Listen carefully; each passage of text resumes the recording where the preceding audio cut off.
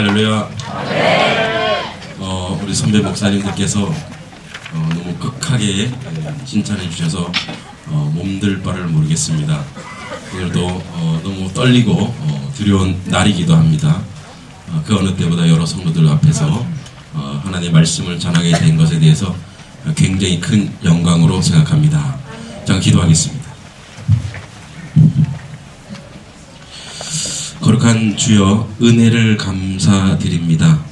하나님 아버지, 주의 종이 무엇이간데 이토록 사랑하셔서 하나님의 은혜 안에 있게 하심을 감사합니다.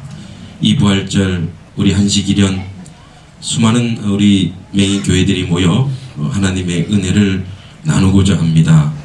말씀으로 임하시는 주께서 말씀하셔서 종은 무너지고 주의 말씀만 흥황할 수 있도록 인도하옵소서. 예수님의 이름으로 기도했습니다. 아멘. 할렐루야. 오늘 말씀을 전해야 돼 너무나 영광스럽습니다. 우리 선배 목사님 뒤에 이렇게 딱 지키고 계신데 제가 두렵고 떨립니다. 잘 봐주시고요. 또 우리 저희 교회에 비롯해서 우리 많은 맹인 교회에 이렇게 인사하게 돼서 정말 무한 영광입니다. 오늘 주의 말씀이 우리 가운데 온전하게 들어오기를 주의 이름으로 축원드립니다. 자, 우선 오늘 제목을 제가 부화인가 부활인가 라는 주제로 잡았습니다. 우리가 양계장에서 결함을 이렇게 부화시키죠. 그리고 이 병아리들이 나오면 얼마간 이렇게 돌보지만 후에는 어떻게 됩니까? 스스로 커야 하죠. 그럼 부활은, 우리에게 부활은 어떤 의미인가 오늘 생각해보는 시간을 갖도록 하겠습니다. 18절에 보면 예수께서 나와 말씀하여 이르시되 하늘과 땅의 모든 권세를 내게 주셨다고 했는데, 이 권세를 우리가 여수시아 이렇게 얘기합니다. 능력, 힘, 절대적 권세를 뜻하기도 하지만 이 권세의 적극적 의미만 여기에 나와 있지만 사실 권세의 아주 소극적인 의미도 있습니다. 적극적 의미 우리가 잘 아듯이 예수님 이걸로 병도 고치시고 죄인도 용서하셨고 죽음을 이기셔서 부활의 능력을 나타내십니다. 그러나 소극적 의미가 있습니다. 이 권세로 원수도 사랑하셨습니다. 이 권세로 죄인도 용서하셨습니다. 이 권세로 나를 핍박하는 자를 위해 기도하십니다. 오리를 가라는 자에게 심리를 가주시는 겁니다. 겉옷을 달라고 하는 이에게 속옷도 주는 겁니다. 다시 한번 이 권세는 인간의 모든 결함, 단점을 포용하는 권세이기도 합니다. 오늘날 한국의 교회의 가장 큰 어려움은 무엇이냐? 이 적극적인 권세를 희망하지만 사실은 우리에게 하나님이 주신 예수께서 원수 사랑의 자리까지 십자가에서 외친 그것을 우리는 잊어먹고 있습니다. 오늘 우리 가운데 인간의 모든 결함을 포용하신 예수의 피, 예수의 은혜가 한시 기련 위에 모든 성도들 위해 가득하길 바랍니다. 그리고 하늘과 땅의 모든 권세라는 것은 하늘의 하나님 나라에 대한 소유권도 예수 그리스도에 있다는 증거입니다. 다시 적극적으로 얘기하자면 예수를 믿는 우리에게는 땅의 권세와 물론 하늘의 권세도 있다는 것입니다. 이것을 우리가 망각하면 우리가 이 땅을 살면서 하나님의 은혜와 하나님의 그 하늘에 사는, 제가요 이게 긴장하고 있나 봐요. 계속 이 목소리가 쉬고 있는데 오늘 아침 2번의 설교를 했더니 그렇습니다. 이해해 주시고. 자, 하늘에 속한 모든 권세가 우리가 이 땅에 있으면서 하늘을 사는 사람이죠. 그러므로 우리가 늘 의심하고 두려워하는 것이 있습니다. 사탄의 권세를 우리가 이길 수 있습니까? 없습니까? 아하, 이길 수 있습니까? 없습니까? 우리는 어느 권세가 있다고요? 하늘의 권세가 있습니다. 여러분, 사탄이 처음으로 오는 영이 뭐냐? 분열의 영입니다. 깨지게 하는 것입니다. 우리 모든 한식일연이 하나 된다면 그것은 하늘에 속한 권세인 줄 믿습니다. 그러나 분열되기 시작하면 그때부터 우리는 사탄의 종인 것입니다. 그리고 불의한 물질을 거부할 수 있습니다. 거룩한 물질로 하나님의 나라가 도구가 되게 할 수 있는 것이 바로 하늘의 권세를 가진 자의 뜻이고 그 가진 자의 이 땅에서 살아가는 내용이 되는 것입니다. 교회는 정직해야 합니다. 모든 공동체가 발라야 합니다. 의로워야 합니다. 그런데 우리 이렇게 얘기하죠. 그거는 이론에나 있는 거야. 그거는 간습적으로 그렇게 해왔기 때문에 우리도 당연히 그렇게 가야 돼 라고 얘기합니다. 그것은 사단 아래 매여 있는 그 관습과 세상적인 것들에 대한 수용입니다. 그건 죄를 먹고 마실 겁니다. 하늘의 권세가 있다면 결단코 그 모든 것을 깰 수 있는 능력과 그 풍성함이 우리에게 있습니다. 누가 주셨냐? 전능하신 하나님께서 오늘 주신 겁니다. 할렐루야. 우리의 욕심도 다스릴 수 있습니다. 욕심은 우상 숭배이기 때문에 다닐 거 거부하여 오직 하나님 나라에게만 우리가 관심을 쏟아야 합니다. 권세를 받은 자의 사명이 여기 나옵니다. 뭐라고 되어 있냐면 그러므로 너희는 가라 포르덴테스라고 되어 있어요. 포르덴테스 무슨 소리냐? 이 문법을 얘기하는 이유는요, 이것이 가지고 있는 속 의미가 있습니다. 제1과거 분사형으로 끝없이 지속적으로 나아가는 것을 의미한다 라고 얘기했는데, 이것은 명령형이면서 가는 사람의 적극적이고 능동적이고 지속적인 행동을 요구하는데, 이 가서의 주체는 사실 우리가 아닙니다. 우리가 가서는 어떤 것도 이루어낼 수가 없습니다. 이 가서의 주체는 사람이 아니라 20절에 나오는, 이따 얘기하죠. 20절에 나오는 세상 끝날까지 너희와 항상 함께 있으리라는 임마누엘의 역사가 우리를 가도록 하는 것입니다. 우리가 하는 것이 아닙니다. 세상 끝날까지 너희와 함께 하겠다. 명령입니다. 가라는 거예요. 자, 권세를 주시고 가라는 것은 이미 우리에게 모든 조건과 우리가 할 수 있는 모든 것이 충족되어졌기 때문에 주님이 가라고 하는 겁니다.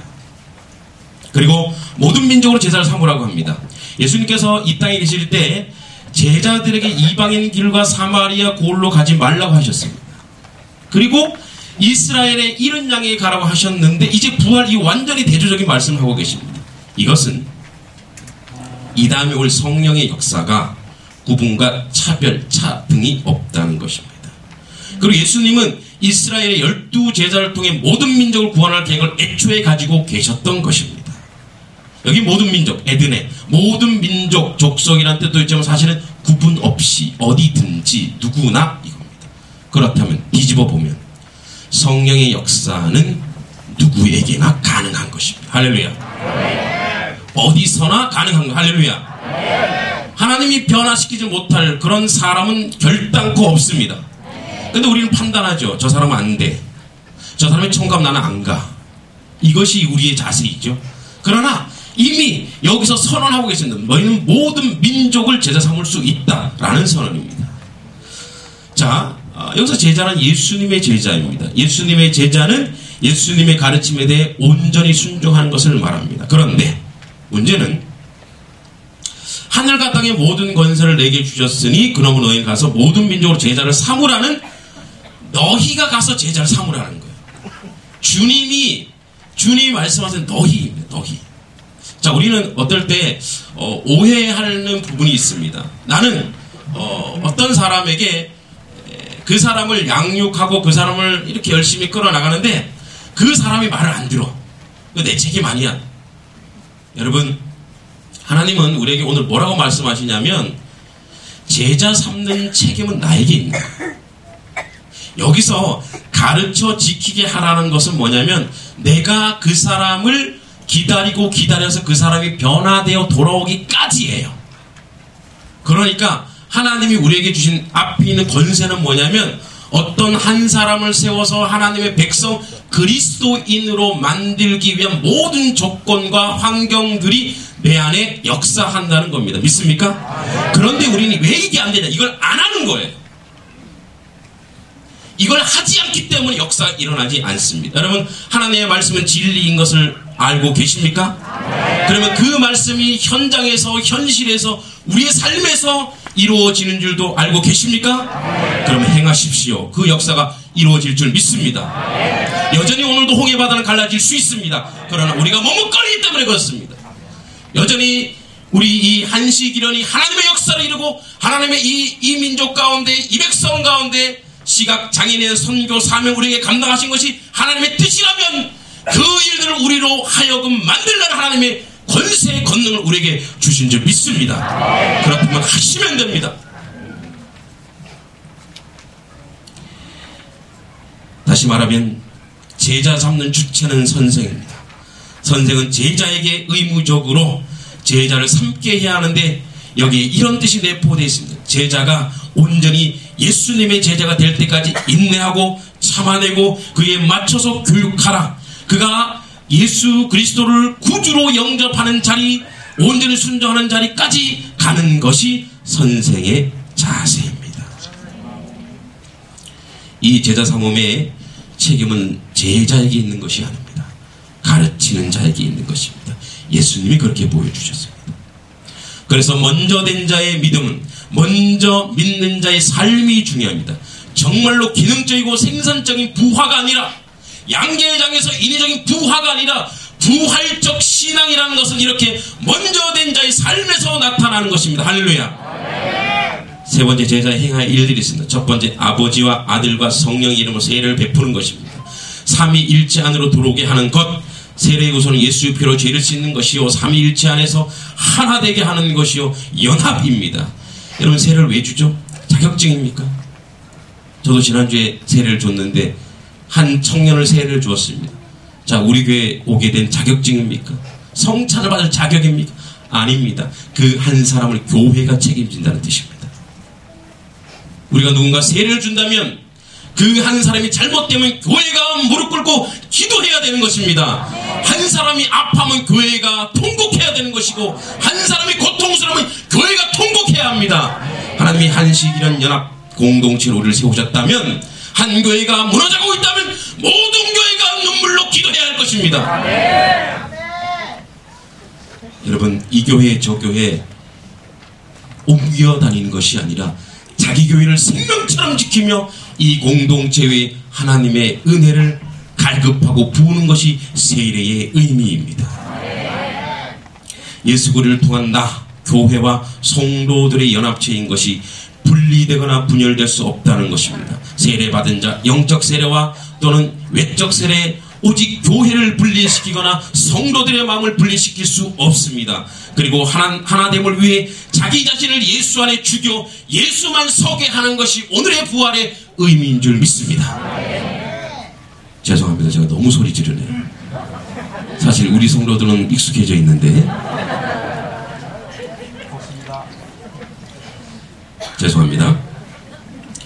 그 다음에 예수님이 분부한 모든 것을 가르치는 것, 여기서 가르친다는 디다스콘테스라는 말인데 현재 분사형이에요. 이건 무슨 말이냐? 지속적으로 가르침을 강조하는 겁니다. 계속 가르치는 거예요.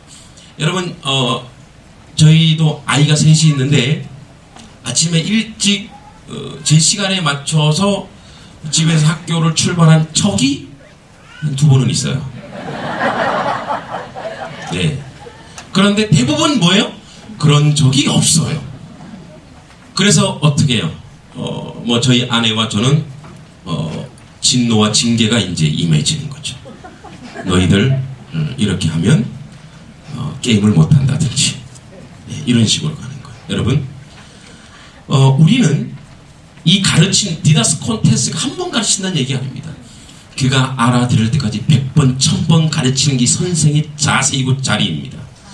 먼저 된 성도의 자리가 바로 그거예요. 그래서 예수의 가르침은 오고 오는 세대들에게 전달되고 보존돼 오늘도 끊임없이 여러분들 하나님의 말씀을 들었을 것입니다. 그게 왜 필요하냐? 주님이 분부한 모든 것 하나님의 말씀, 이 말씀을 가르치는 건 항상 이 말씀 속에 있게 하는 거예요. 자, 신명기 6장 4절에 이 말씀이 너무나 잘 나와 있습니다. 이스라엘아 들으라. 우리 하나님 여호와는 오직 유일한 여호와시니 너는 마음을 다하고 뜻을 다하고 힘을 다하여 내 하나님 여호와를 사랑하라.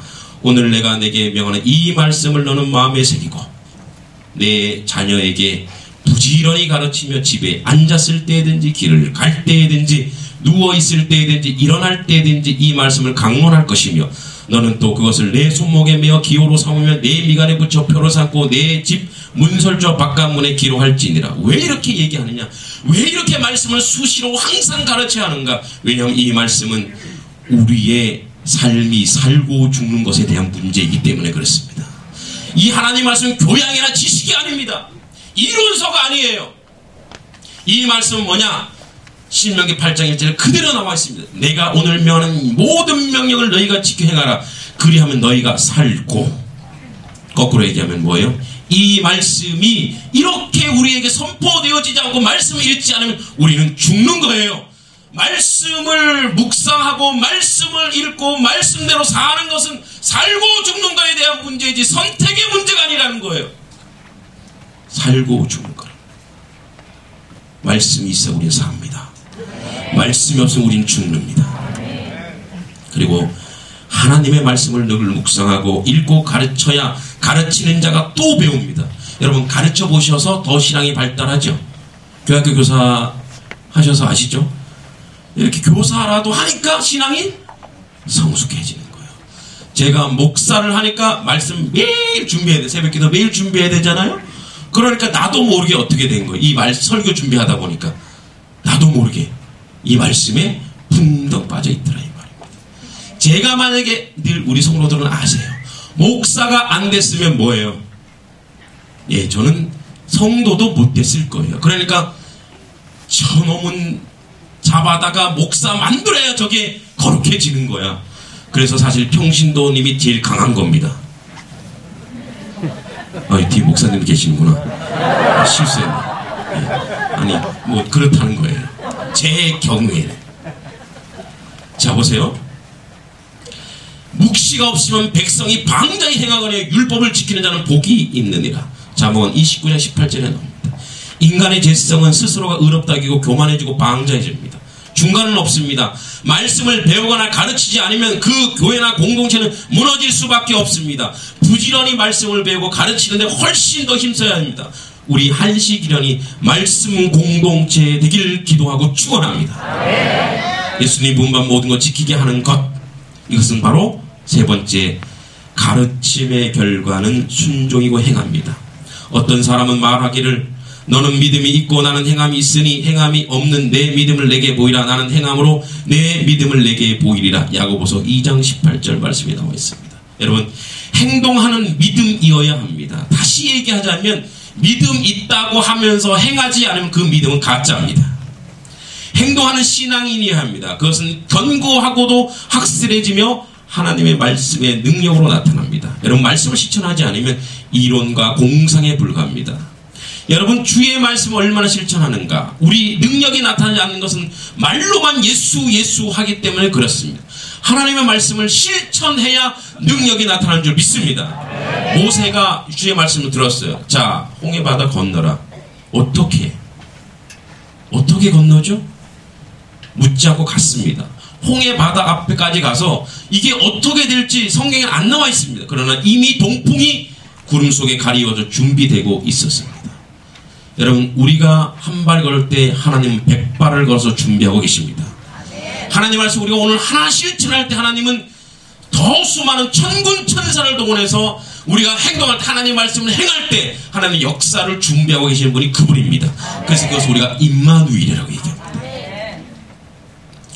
지난주 금요일날 제가 저희 교회 세족식 전교인 세족식을 했습니다. 물론 금요일이기 때문에 일부 한 60여 명 나오셨는데요. 60여 명을 발을 닦으면서 주님이 왜 세족식을 했는가 이제 알았습니다. 그 세족식을 하면서 그냥 말로 그쳤다면 지난 금요일에 1시간 정도의 전교인의 통곡과 그 가슴 아픔과 그 성령 충만함은 우리가 못 느꼈을 것입니다. 그러나 그분의 발, 우리 한 분 한 분의 발을 닦으면서 그 발 속에 삶의 아픔, 고통, 절망, 억울함, 어려움들이 나왔습니다. 그 발을 만지자마자 저는 통곡할 수밖에 없었습니다. 여러분 실천하고 행동하는 자리에 거룩한 영 예수 그리스도의 피가 흐르는 줄 믿습니다. 행하라 그러면 역사가 일어나는 것입니다. 행하지 않기 때문에 역사가 중단된 것입니다.